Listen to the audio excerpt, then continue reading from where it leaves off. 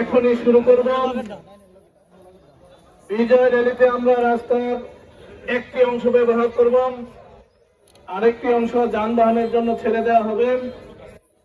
আমরা সারিবদ্ধভাবে দুটি সারিতে বিভক্ত হয়ে র্যালি সামনের দিকে যাবেন।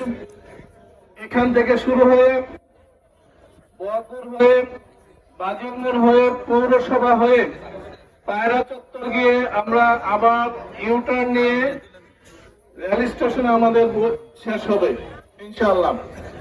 প্রথমেই থাকবে আমাদের ছোট্ট শিশুরা, যারা প্লেকার্ড বহন করছে মহান বিজয় দিবসের বর্ণাঢ্য র্যালি। তারা সবার আগে যাবেন।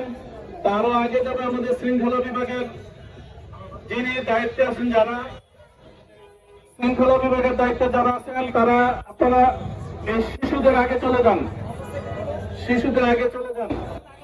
শৃঙ্খলা বিভাগের যারা থাকবে